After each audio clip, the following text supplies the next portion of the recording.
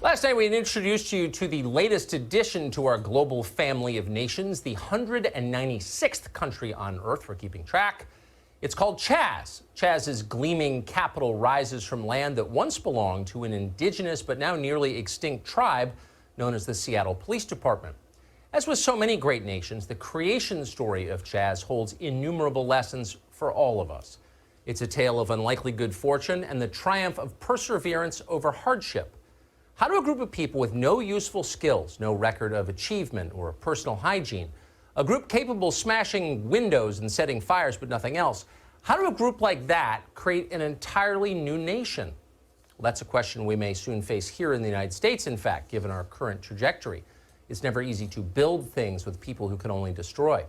And yet, CHAZ pulled it off. With grit and determination, this plucky little nation managed to give birth to itself, and in the process, a whole new era of democratic self-government. Okay, that's overstatement. They haven't actually built anything in CHAZ. It's still mostly graffiti and discarded Starbucks cups. Nor is it fully a democracy. In fact, the country is run by a warlord/rapper called Raz, whose last paying job was renting out his own apartment on Airbnb. It is, in other words, a work in progress. But CHAZ does have one functioning institution. It's a Department of Agriculture. It's up and running. Chazastanis are a proud, independent people, and they plan to feed themselves. Take a look at CHAZ's first collective farm. No, it's not Kansas at harvest time. You don't see swaying fields of wheat, but it's a start. The farmers of CHAZ have big dreams. They imagine several more square feet of kale and organic scallions planted in Dixie cups, and of course cannabis. Lots and lots of stinky indica buds for the people. The Chazastanis may not know a lot about agriculture, but they have heart. As they often say as they work the fields, if they could do it in Jonestown, we can do it here. Naturally, officials in nearby Washington state have become bitterly jealous of this thriving breakaway republic. 2 days ago, Jay Inslee, the small-minded governor of Washington, pretended he had never even heard of CHAZ. I'd like to ask you about what's going on in Seattle. There's this thing called the Capitol Hill Autonomous Zone. What's your thought on that? The fact that the protesters have taken that over and not allowing people to come and go freely? And then regarding the National Guard. Well, that's news to me, so I'll have to reserve any comment about it. I have not heard anything about that. Never heard of CHAZ? As if. Come on, Governor, show us the search history on your phone. Every idealistic young pioneer in this country has been compulsively Googling CHAZ for days, and you haven't? Please, it's ridiculous. The media, meanwhile, and not surprisingly, have missed the story completely. They're pretending CHAZ isn't even a real country. They're calling it a street fair. Hundreds of demonstrators have been gathering in what is being described as part protest zone, part commune, part street festival. You know, the president calls them anarchists, and somebody could call it anarchy, but it's more so to the extent that you could call it a community takeover, suggesting that the U.S. military would use force. We're talking about 6 blocks here. This is the Capitol Hill neighborhood in the heart of Seattle, and we're talking about a 6-block area. It's much more of a pedestrian street fair type atmosphere. You have the food trucks that are open. The favorite taco shop is open. There's couches that are out there. Food trucks and a taco shop? The people on television pretend this proud, independent nation is some kind of ethnic food festival. No corporate stooges. This isn't about piñatas and dunk tanks. This is nationhood. CHAZ has teeth. CHAZ can bite back, as one cable news reporter discovered. Remember, they want to see this police department defunded or even abolished. Short of some type of major concession, they're not going to leave voluntarily. And we should point out that Washington is an open carry state. And no doubt, some of these protesters are armed, Anderson. So you have to worry about the potential for bloodshed, the potential for violence. Hear that, CHAZ deniers? CHAZ has guns.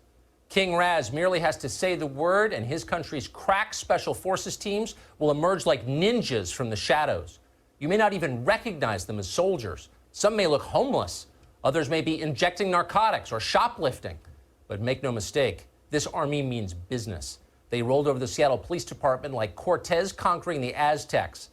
They'll do it to you too, CNN. Watch out. Radio host Jason Rantz is our man on the ground just across the demilitarized zone from CHAZ. He joins us tonight. Jason, thanks so much for coming on. Were you able to cross the border today? Well, I have to tell you that they actually realized that their border was quite porous. There were some cops who were able to get through, so they refortified the borders that are there so that they could keep some of these police invaders from coming actually into their nation. So it's a little bit more difficult than usual to get in, but they have actually confirmed that they are in fact armed, and they're keeping track of people who are coming in and out of their nation. So they're taking their security as this burgeoning nation very seriously, but they're obviously also having some problems, as you just showed. What appears to be a farm that was put together by Michael Bloomberg. It literally looks like topsoil on top of ground that they haven't even dug up. And they realize that maybe it's going to take a little bit longer for them to actually grow some of the food. So they have a list of some requests. Yeah. Yeah, they're looking for some food, Gatorade, also cigarettes, of course, and they're realizing that maybe they don't have enough residents who are willing to do some of the cleanup. So, of course, the city came in and actually cleaned some of the porta potties that were actually delivered by the city to this new nation. So, I mean, it's a good thing that Seattle is stepping up and giving some help. There are already NGOs on the ground? I mean, this sounds more like a refugee camp than it does a proud independent nation. Look, what independent nation hasn't gone through some of these growing pains, right? It's going to, they don't really even have a leader. In fact, now I know we mentioned Raz Simone, there's some concern that he doesn't actually represent everyone. And it turns out there hasn't been an election. Maybe there will be. Perhaps they'll ask for IDs for people to vote. So I, as a South Lake Union resident of Seattle, don't get a say in picking their leader, but we'll see. May I ask, you said at the outset that CHAZ has fortified its borders. Did anybody point out that that's racist? I mean, I'm pretty sure that's racist. Borders are racist, right? Borders are racist, but they're progressive Seattleites, and they're very woke. So obviously, if they're doing it, it can't be racist. It still seems racist to me. Huh. You think you'll be able to get in tomorrow, over the weekend? That's your privilege. Yeah. I will try to get in over the weekend. We'll see what it actually looks like. I'm going to try to not get a contact high as I'm walking through, as was the case yesterday. There was a lot of weed being smoked there, and someone actually walked up to us and they said, "Where can we smoke?" And I said, "It's CHAZ. I think you can pretty much smoke wherever it is you want." Yes, you can. Ah, that's the America they're planning for us. Jason Rantz, outside CHAZ on the DMZ. Good to see you tonight. Thank you.